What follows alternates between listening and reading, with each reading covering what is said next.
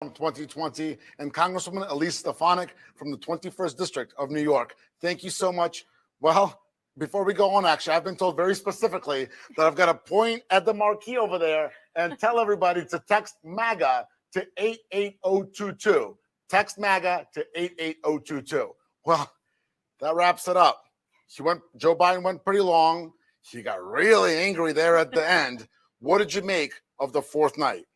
Well, I think that we are seeing 50 years of failed policies. We are really looking backwards to the failures of Obama's and Biden's term and Biden as vice president. We heard from the Clintons the day before. This is not the type of leadership we need. What we did not hear from Joe Biden was standing up for our law enforcement. We did not hear from Joe Biden how he's going to grow our economy. And we deserve those answers. That leadership we know comes from President Trump. Did anything tonight add to the Democrats' potential votes in November, Katrina? No, Boris. In fact, what I just saw was kind of scary. At the end there, right? At the end was kind of creepy for me. He got really angry and very, very scary when this is an opportunity to show their vision for the future, to show their love and passion for the country. And the only thing that they have expressed was their disdain for President Trump's personality. They negated every opportunity to provide a sensible policy because they don't have anything. To your point, Congresswoman, this was a very huge missed opportunity for the Democrats. I don't believe that they've added anything to their ticket. In fact, I think it drew away, because what this highlights tonight is President Trump's positive patriotism and what he's had from the very beginning. So it's been 4 nights of this socialist snooze fest. Socialist snooze fest.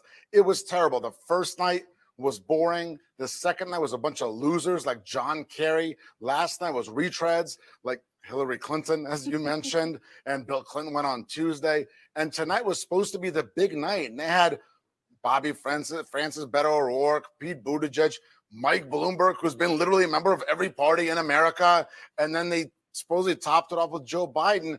Is this the worst major party convention in our lifetimes? Well, look at the viewership. It was in the toilet, Frank, the country. And when we are looking at key swing states, or you look at my district, I know that there are not people who are tuning in because they want to see strong leadership. And I think what we've seen this week is a real contrast. President Trump has visited Pennsylvania, he's visited Wisconsin, he's visited Minnesota, and he's visited Arizona. He's out there hearing directly from the American people, outworking Joe Biden to earn their votes. President Trump put more mileage on the campaign trail this past week than Joe Biden has put in his entire campaign. So we are seeing a real contrast here, and we're going to see an even more contrast next week when we see President Trump's strong leadership and hear from the American people directly rather than the has-beens like the Clintons. Katrina, Joe Biden decried racism, said that on his 100th year in politics, he's finally going to end racism in America, even though he's the one that talked about racial jungle, called African-American men predators in the last few months, said, "You ain't black if you don't vote for me." Talked to a black reporter and referred to him as a junkie on cocaine, and then said, to top it all off, all black people are pretty much the same, right? Right. So is Joe Biden the right person to end racism in America? Well, then that started the institutional racism when we talk about all of the complaints that we're seeing today. Everything that's going on with George Floyd, the protesters, Black Lives Matter started under the Obama-Biden administration. Look, Joe Biden bragged about being the guy that authored the 94 crime bill, saying we're going to lock everyone up unless it's jaywalking, right? This is the guy that wrote the bill, that pushed for it. Bill Clinton signed it into law, and Kamala Harris pushed forward on it. So look, I think that this choice is going to be very clear in November. With minority voters, it is very clear. And I've seen people my age, whether they're in their 40s, even in their 30s, are all coming out saying we are not fooled by this message of Joe Biden, because they've heard exactly what you said just a couple of weeks ago.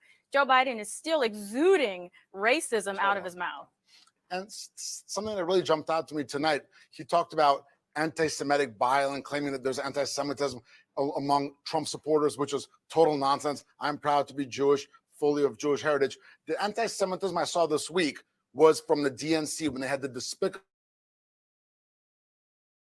Linda Sarsour under all of their branding. They had Linda Sarsour pals around with Louis Farrakhan, who's called my people termites, wants to exterminate us. So how dare Joe Biden be that hypocritical? I mean, does he not know what's going on, or does he just think that Americans are stupid? They're hoping that Americans aren't tuning in to how far left Democrats are currently in this country and his supporters are. The fact that you have the reprehensible Linda Sarsour, the fact that you have people during the daytime programming saying they want to dismantle capitalism.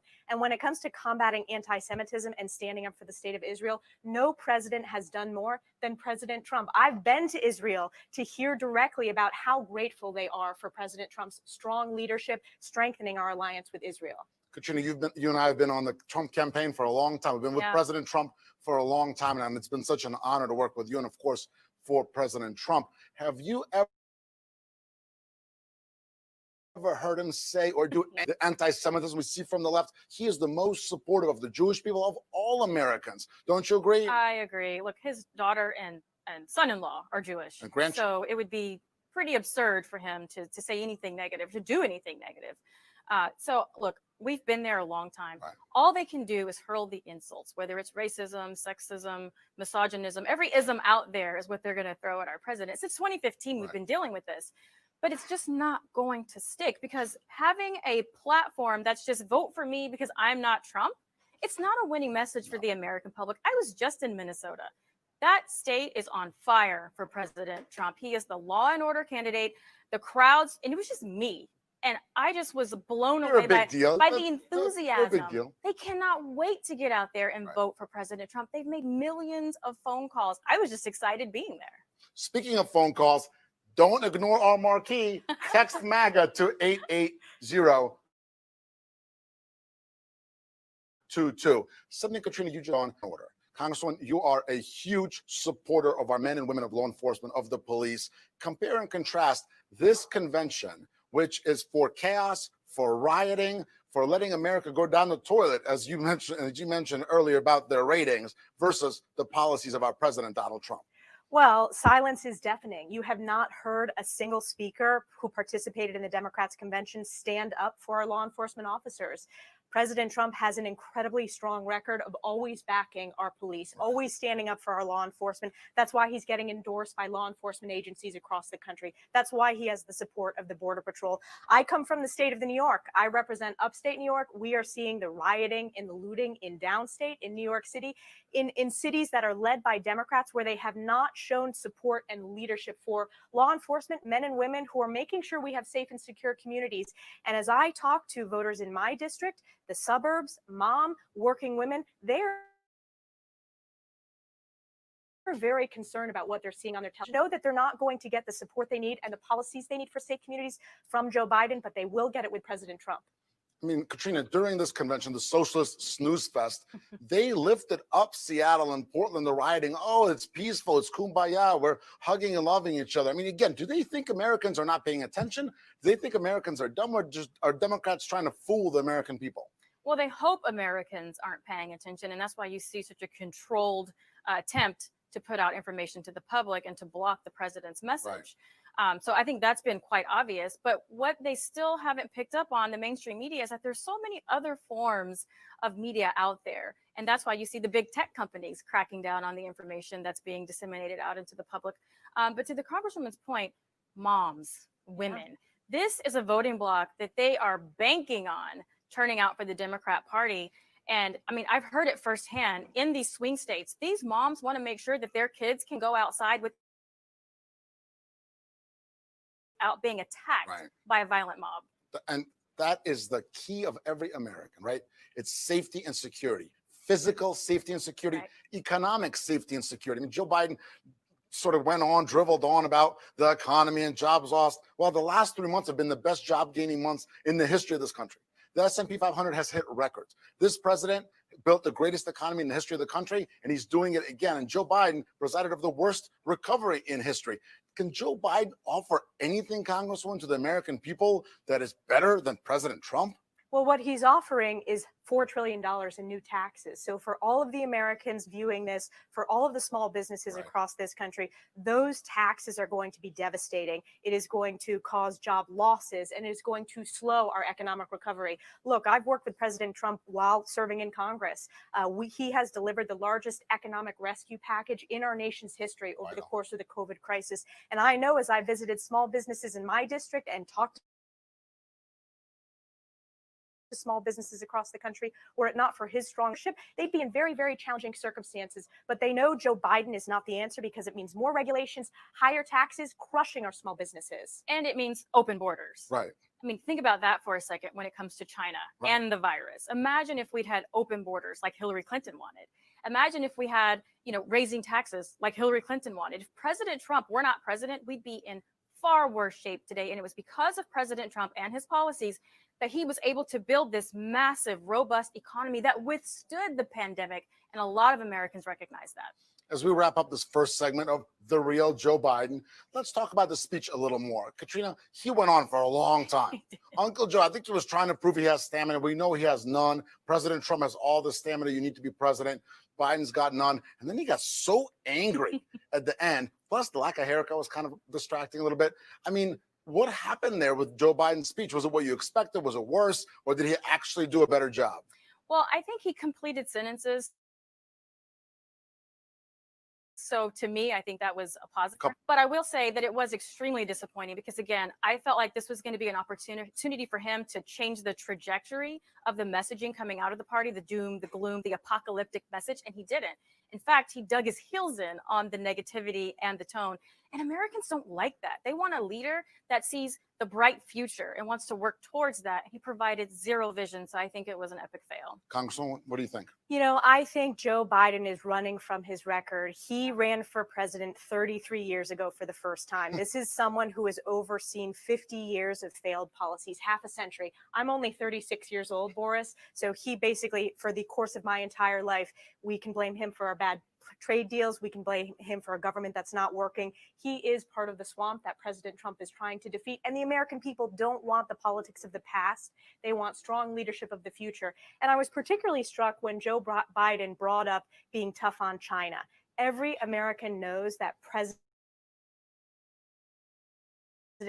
Trump has been the toughest when it comes to countering China. And part of the reason why we have to have that strong leadership from President Trump is because of the failed record of Joe Biden and the bad trade deals, losing our manufacturing jobs to China. So the choice is clear. I'm really excited about next week to see the strong leadership and the voices of everyday Americans. I couldn't agree more. Joe Biden sold our country down the river to China once. We cannot allow him to do so again. Congressman, thank you so much for joining us. We're going to be right back on The Real Joe Biden. But before we go anywhere, Gary Colby's around here. So just for him, again, look at the marquee, text MAGA to 88022. Thank you. Don't go anywhere. We'll be right back with The Real Joe Biden.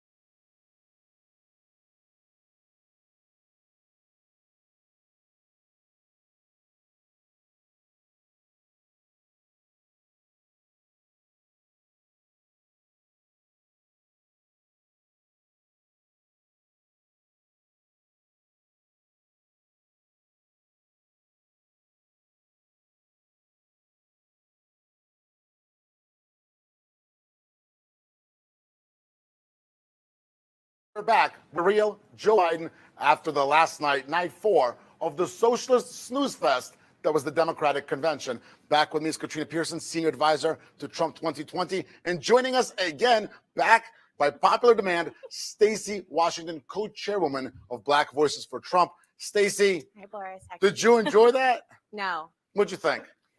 So he said something, the vice president, former vice president, now presidential nominee for the Democrats, Joe Biden, said something about this being the most compelling call we've ever had for racial justice. She's very compelling. I actually think this is one of the things that they excel at, which is acting as if they just got here. The Democrats literally just arrived on the scene and noticed that there was a little bit of a problem with racism.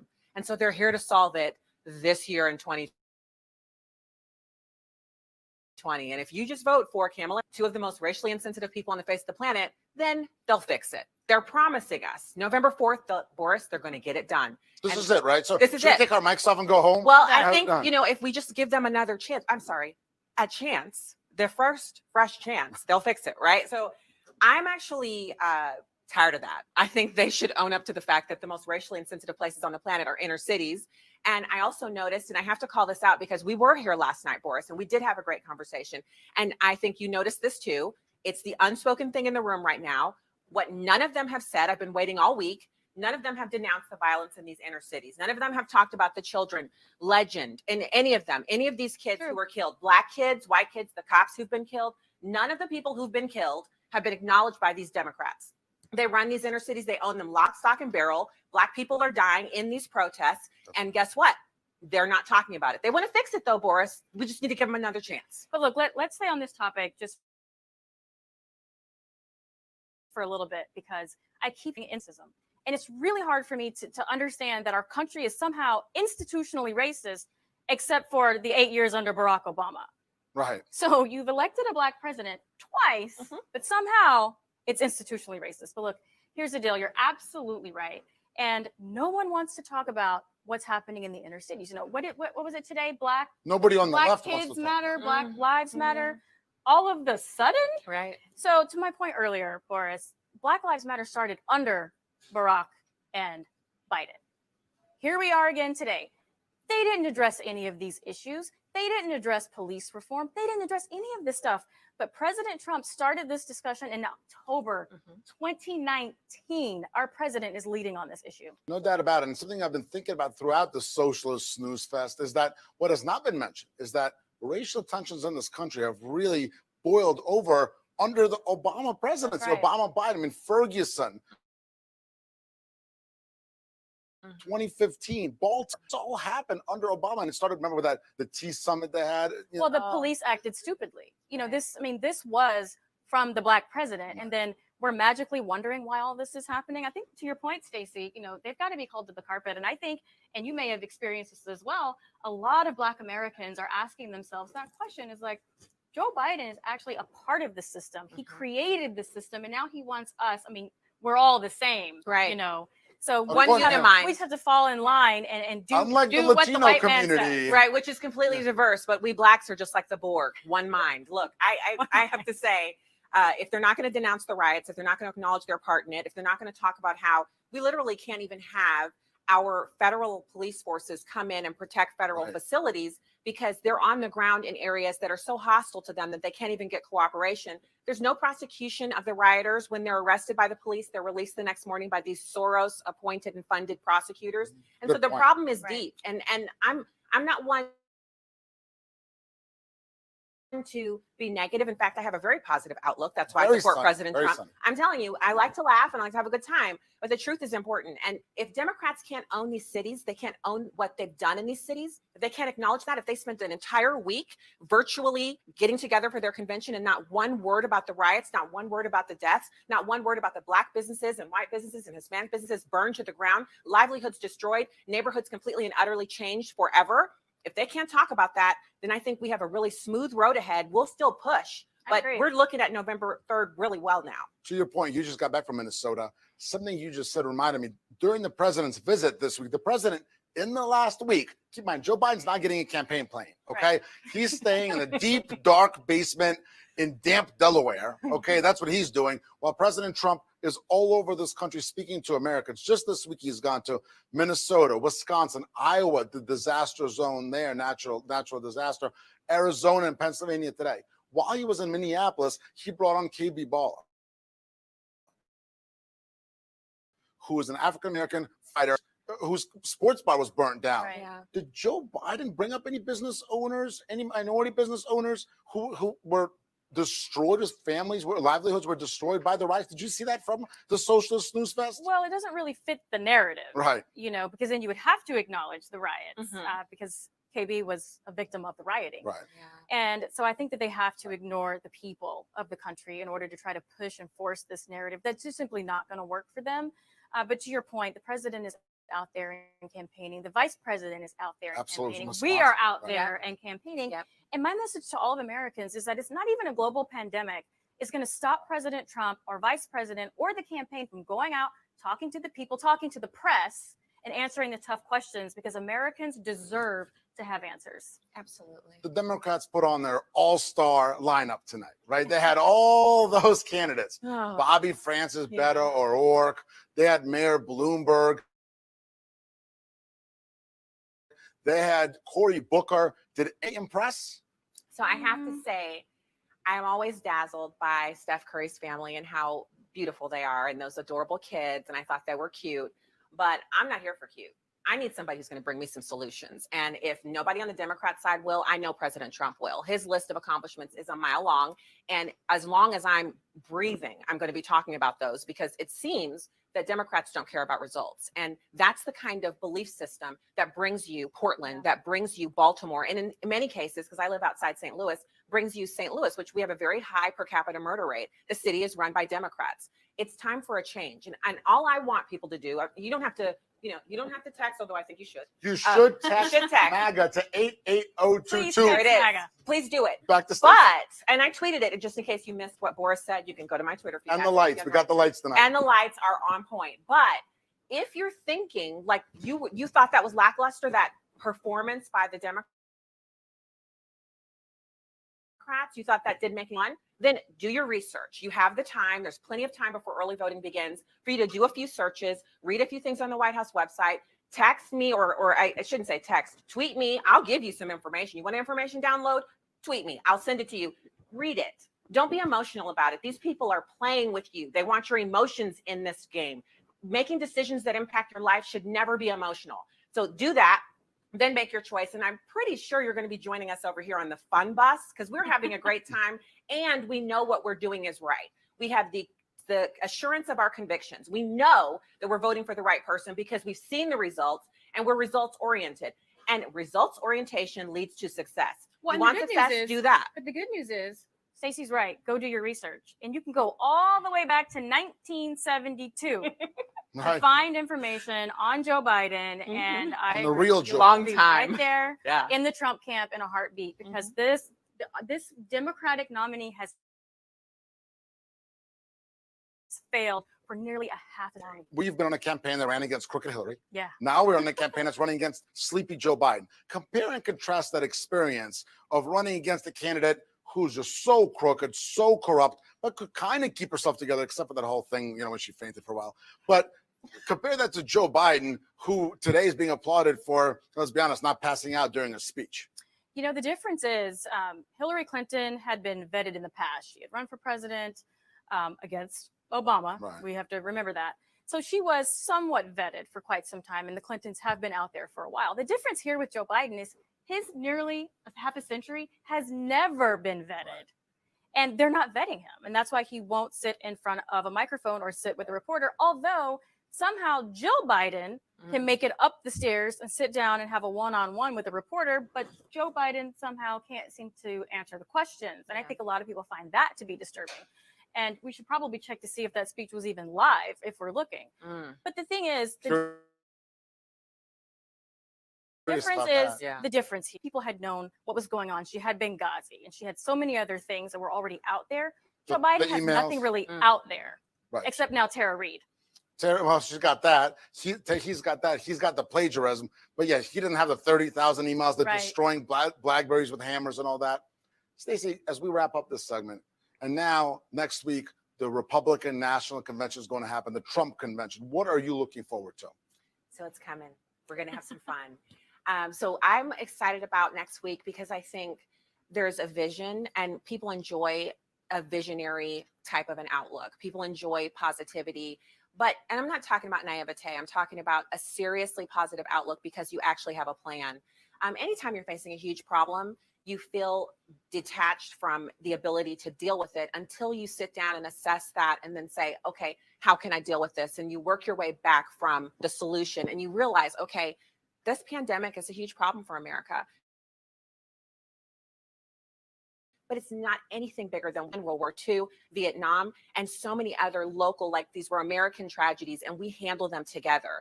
9/11, the Timothy McVeigh bombing. I mean, you go back through our history, whenever we've had problems, we as Americans have sat down and unpacked them, worked our way back, and then we've overcome them. And we will do that again. But we can't do that with someone who is suffering from cognitive decline, whose wife would possibly be making all of the decisions, and who chose as their VP someone based solely upon their melanin content. Because I'm sorry, I can't help it. I've been blessed with a lot of melanin, and that's wonderful, but it doesn't impact how I actually perform. What impacts how I perform is my preparation, my drive for that, and also whether or not I'm the right tool for the job. Kamala Harris is not the right tool for the job. Vice President Pence, yes. President Trump, yes. That other mess we had tonight, no. So it's pretty simple. It's easy. So what I'm looking forward to next week is basically our team laying out the vision for America and everybody taking a second and saying, wow, not only is this fun, but this actually could work. And what do you think? What are you looking forward to next week? We'll talk more about that. I'm just excited that we're finally going to have an unfiltered opportunity to tout the president's accomplishments, because there's just so many of them. The personal impact stories that we have are phenomenal because there are so many policies that our president has implemented that most Americans have never even heard of. So I think we're going to have the first time without that media filter for President Trump to tell all of America what he's actually accomplished. It's going to be a blast, a lot to look forward to. Stacey, thank you so much for joining us. Forrest. Don't go anywhere. We'll be right back. But before, look at the lights. Text MAGA to 88022. Stay right there. We'll be right back with the real Joe Biden.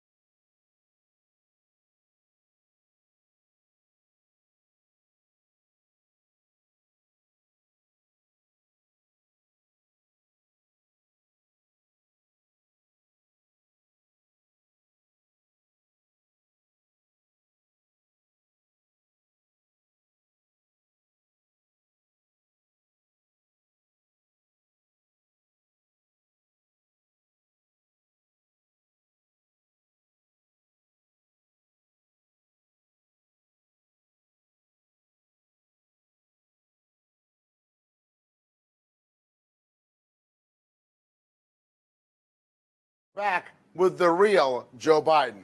I'm Boris Epstein, strategic advisor with Trump 2020. Back with me is Katrina Pearson,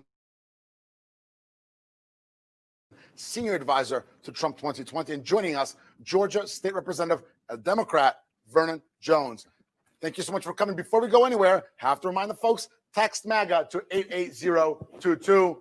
Don't leave our marquee out. What did you think, sir, of the fourth night of the socialist snooze fest? Well, first of all, it was boring. Joe Biden he basically did what my fifth grade nephew would do, and that's read a teleprompter. There was nothing different about that. He didn't talk about his record because he has no record, certainly no record of accomplishment. So I was expecting him to tell us what he's done in the past 47 years. And that's the difference between he and President Trump. He has a dream about, if you elect me again, this is what I'll do. Biden. I'll get it right this time, right? Biden, I'll get it right this time. And President Trump is, he has a record. Hey, this is what I've done. He was a job creator.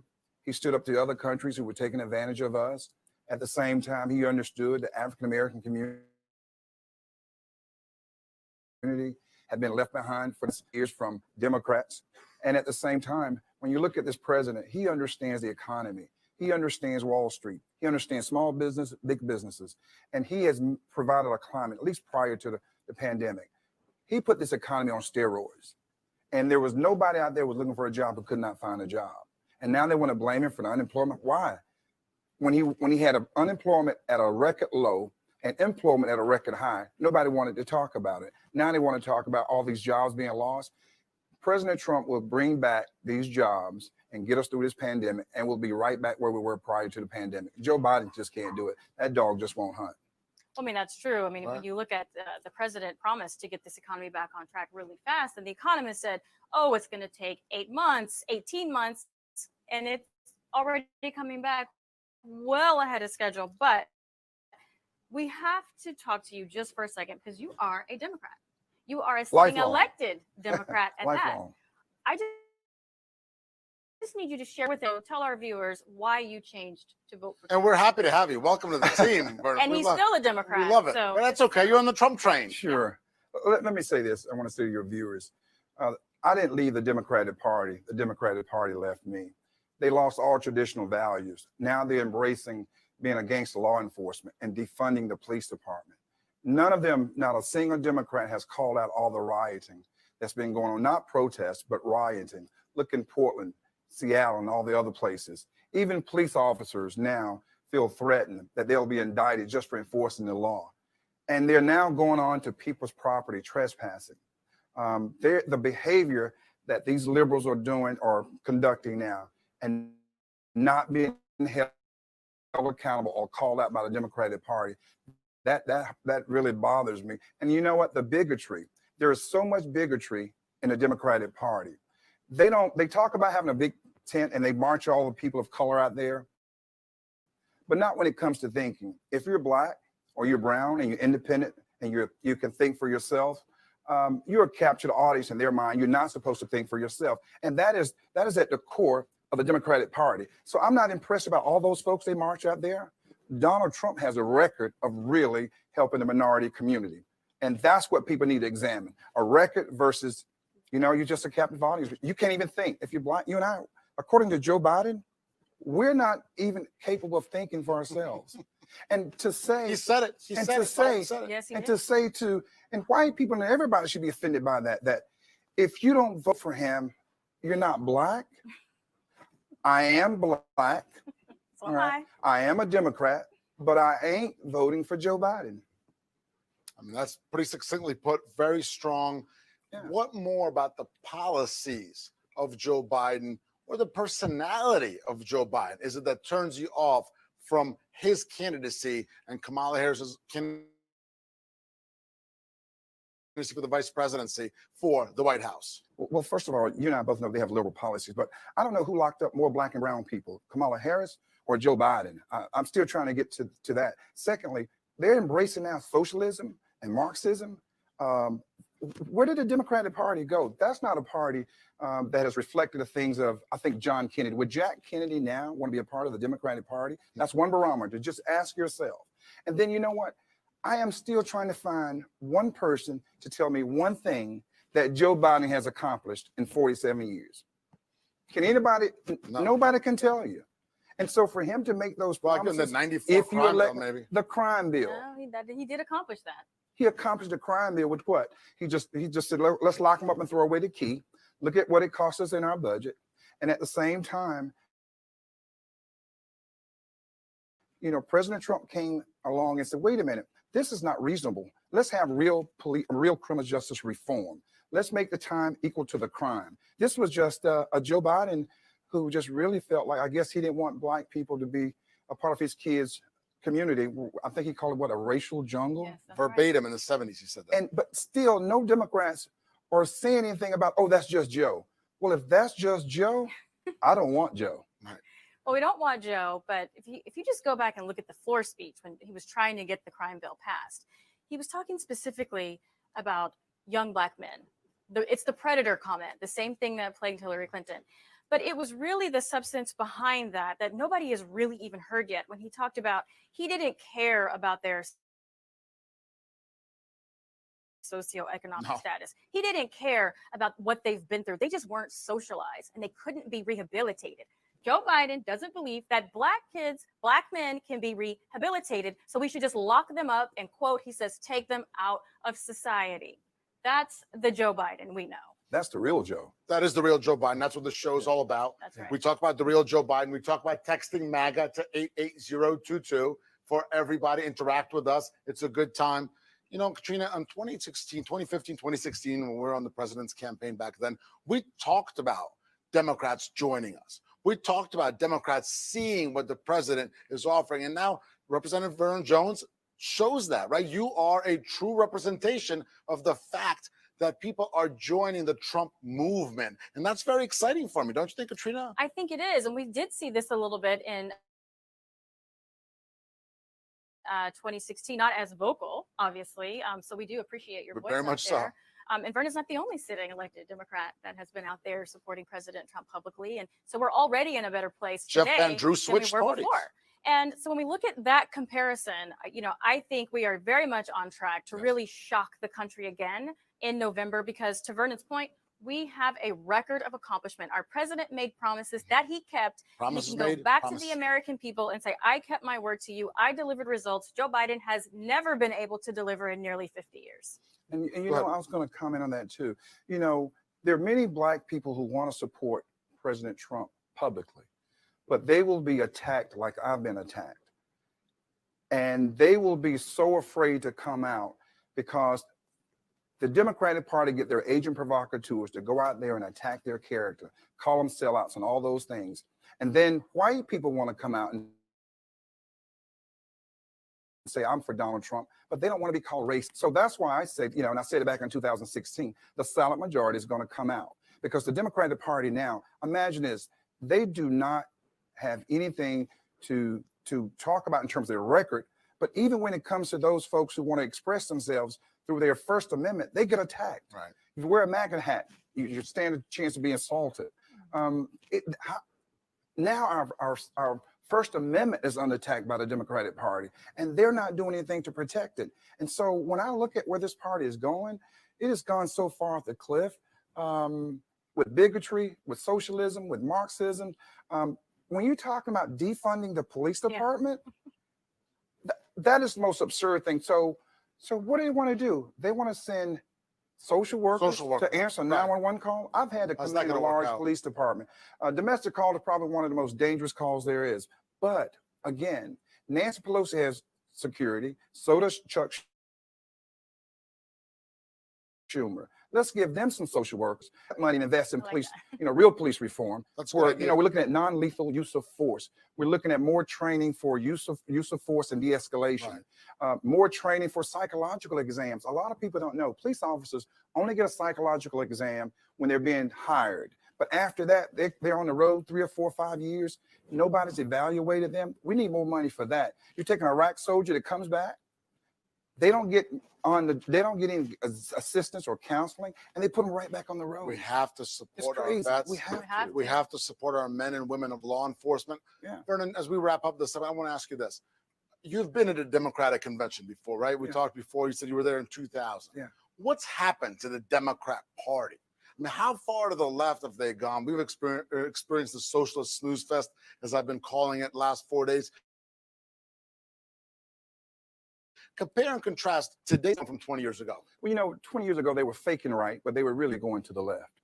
And they've gotten so far to the left, they don't have anywhere else to go. I mean, do you want to continue to live in this country under that type of governance where all of a sudden you're not even, your constitutional rights, all your rights are being infringed upon? People literally going to people's neighborhoods and demanding that they give their houses back to other families. Black Lives Matter. Let's talk about that. Only Black Lives Matter when a white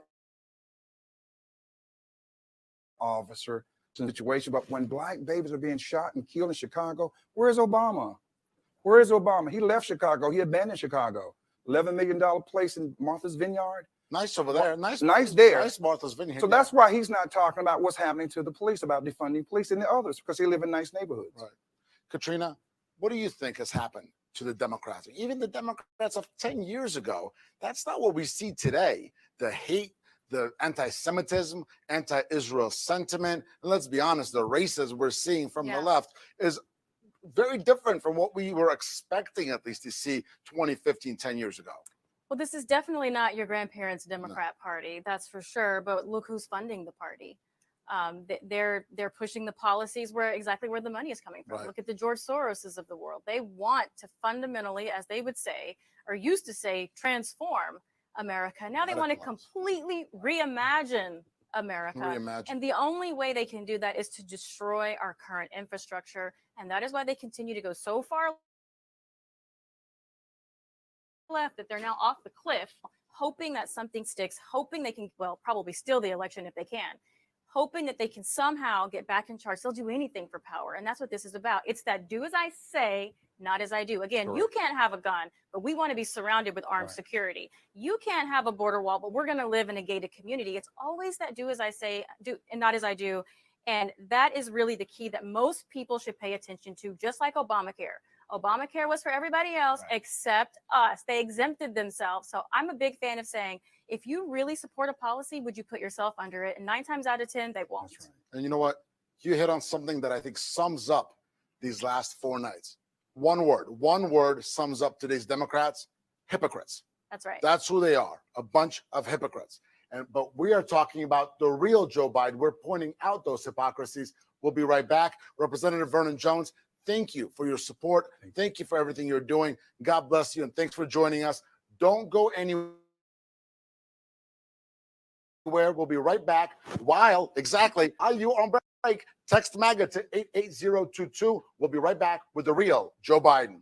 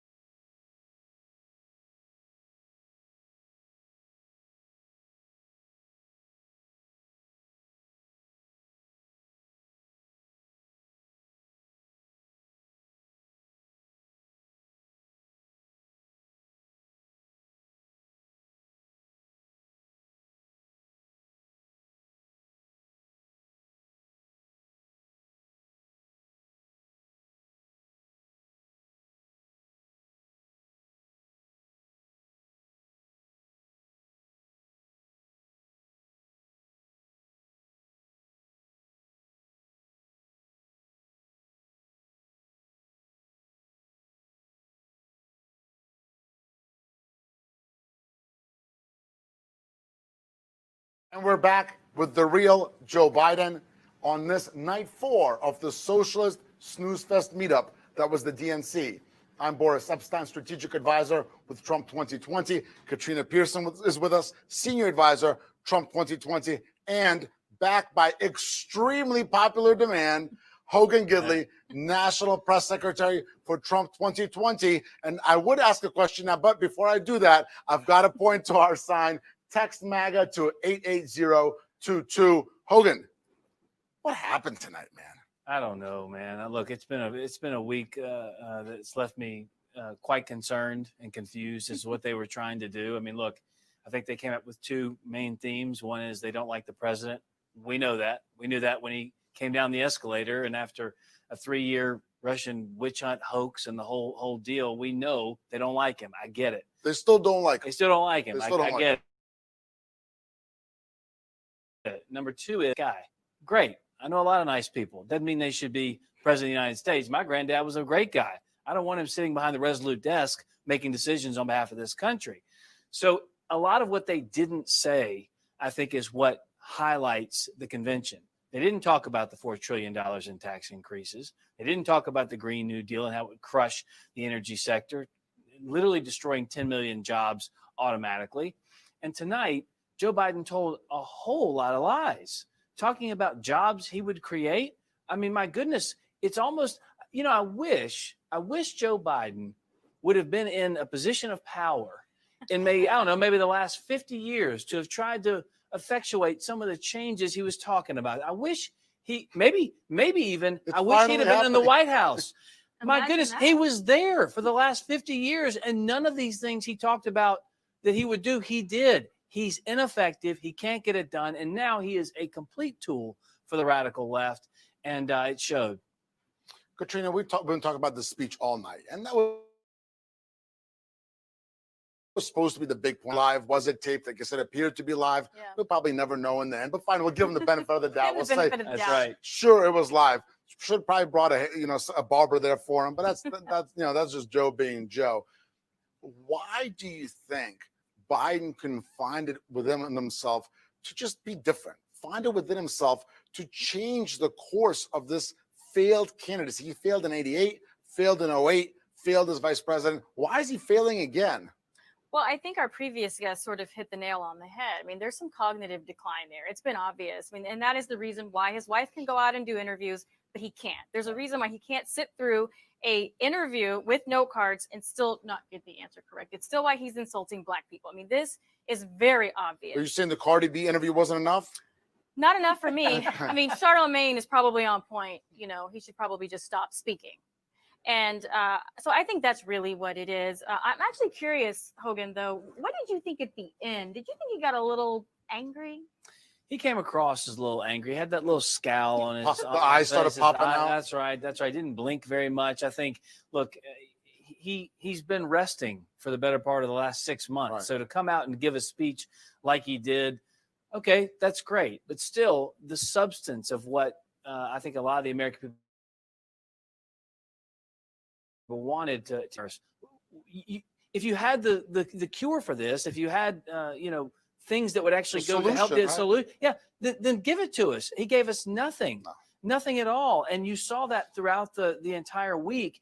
It was empty platitude after broken promise, after crazy radical leftist idea. None of that would go to improve the lives of any single American citizen. And on top of that, the theme that kind of ran through the whole 4 days was, it's not just that America is inherently evil, according to the Democrats. We're the cause of the world's problems, too. I mean, the way they ran down this country. Not China, right? Not China at all. And it just kind of blows my mind that the media will watch this and go, wow, that was brilliant. Mm-hmm. Look at the way he delivered that speech. He's had to give one speech in 6 months. And they're going to say, look how great it was. And look how substantive it was. There was nothing in there. Nothing in there at all that would have helped the average American. This president, however, Donald Trump, in 3 years, turned everything around that was wrong with the Obama administration, improved countless lives. There were more jobs created than there were people to fill them because of Donald Trump's policy. So for Joe Biden, I thought it was an epic fail. Guys, I've got good news. Okay. I've got really good news. two pieces. One is the DNC is officially over. August 20th is done. It's past midnight. The DNC is behind us. Great news. Thank God. The better news is that next week is the Republican National Convention, the Trump Convention. It's going to be a blast. What are you, Katrina, most excited about? Well, I'm really excited to see the president. You know, I mentioned earlier, we're finally going to have this opportunity to get past that media filter and talk to the American people. And I guarantee you, Boris, we're going to have enough people to fill all the boxes. We won't have to repeat people in the boxes. What was that? I believe they did that. I don't know what that was, guys. All I know is that was very to those who don't know what Katrina's referring to, just give a little more background. So after Kamala's big, impressive speech, everyone starts clapping in their own little boxes. And then afterwards, people were posting these pictures online. I have to admit, I thought it was fake, but it wasn't. They were repeating images in the boxes. Unbelievable. And how many of them told her worth? There were like maybe 10 that they started overlapping after 9 or 10. And that's right. And there were multiple people. I can guarantee you there's going to be thousands of people watching President Trump. It wasn't lazy. It was all they had. It was all they had. All they could muster. It was a metaphor for not checking any boxes. Yeah, exactly right. That's what the Democrats wanted to be able to check boxes. Millions. Right. That's exactly right. I mean, the enthusiasm for this president is out there. You see it with the 1.1 billion views we've had on our social media platforms on this campaign. Joe Biden actually goes to camera. And I clicked on there the other night. He had 19 viewers at one time. I'm fairly certain 17 of those were members of the media just looking to donate, and the other 2 were staff that had to be there. No one cares about what this guy's right, but our supporters would crawl across broken glass to vote for this president. You can't get Biden supporters to click on a link to watch him on the computer from the comfort of their own bedroom. So I'm just telling you, I'm excited for what we have to offer, what we're going to show the American people. And as you just said, that mainstream media filter is gone. The president gets to speak to thank them for all they've done, all the support, but also remind them what we've been able to accomplish together in this administration and how everyone's life is better off because of what we've been doing in the White House. And I just can't wait for that. I'm excited to see it. Something I've been saying every night, I said it when you joined me a couple nights ago, is that campaigns reflect the candidate. The Biden campaign is pathetic. It's sad. It's decrepit. It's diminished. The Trump campaign is vibrant, full of stamina and strength. So we have our convention next week. This week, during the Socialist Snooze Fest, during the DNC, we put together this awesome live response show that goes live right after the socialist dribble over there. Do you think, you're a comms professional, press professional, you think the Biden folks are going to do anything similar? Oh, no. They just don't have it over there. They just don't have a ground game. They don't have a digital game. They don't have a good ad campaign. We are so prepared on this side. And look, not only do we have the best message, we've got the best messenger. He's got the best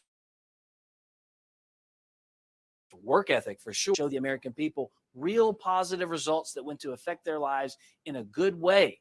You compare and contrast that with Joe Biden, a 50-year failed career in elected office with nothing to show for it. He may get a pat on the back from China, where he sent all of our jobs, hurting the American worker and the middle class, but he's sure going to get it from the American people. And I have to tell you, I don't think they were buying what he was selling tonight. Katrina, you've known the president for a long time. You've worked for him. You've been a champion for him. That's right. What are you expecting to see in his speech? That's what people are really looking forward to next week. What are you expecting to see in the president's speech from the White House next Thursday? I think what we're going to see is what we always see in our president, his love and his passion for the American people and for our country. Our president and his family have made so many sacrifices for us, for Americans, for American jobs, and for the security of our nation. So you're going to hear more of that.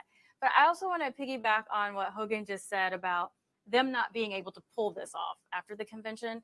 But the reason they can't is because once our president speaks, they're going to have to contrast. And it'll be very difficult to talk about President Trump's speech that's really talking about dismantling the institutional racism by Democrats, including Joe Biden, to talk about undoing all of the damage that Democrats have created and caused in this country.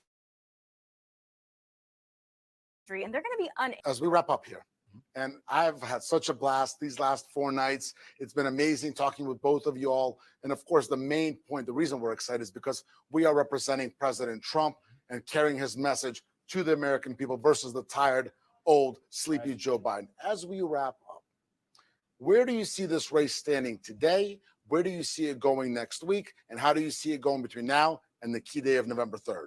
Boris, you know me. I do. He's winning. He's always winning. He'll always be winning, and he's going to win in November. And, I was just talking to everyone today after getting back from Minnesota. That state is going red in November. You The heard it here. excitement, the enthusiasm, the number of people that came out, they are fired up and ready to vote for Trump. He's winning again. Right. And he's going across the country while they were doing their thing that was canned and all done, with this fancy editing and all done with the computer. Fancy, over but Zoom. glitchy. Fancy, but glitchy. Fancy. They had a lot of Hollywood folks, and that's the difference. It's Hollywood versus the heartland. And quite right. frankly, the president's been across this country in the heartland, went to Minnesota this week, went to Wisconsin, Pennsylvania as well, reminding the American people he is here standing up for them. He has not just made their lives better, as I mentioned before, he has provided safety and security. And that's one thing also, no one mentioned all of the death and destruction and the looting and the rioting going on in these cities. And what blows my mind is it's the Democrat convention. All those cities are controlled by Democrats. How about a tidbit or two on how to prevent people from getting knocked unconscious in the middle of the street in your towns? They can't muster anything that has a semblance of protection for the American people because it would offend somebody. This president is not concerned about anything that would stand in the way of his duty and sworn oath to protect the American people, their health, their well-being, their safety and security. He's done it for the last 4 years. He'll do it for the next 4 too. It's going to be a great week next week. And then we're off to the debates. And I think you'll both agree that President Trump is going to crush sleepy Joe Biden in those debates. Hogan Gidley, Katrina Pearson, I'm Boris Epstein. It's been an honor to be with you talking about the real Joe Biden. Before I let everybody go, I've got to remind you, look at the marquee. Text MAGA to 88022. And most importantly, vote for President Trump, re-elect President Trump on November 3rd, and let's make America great again. Thank you. A good night.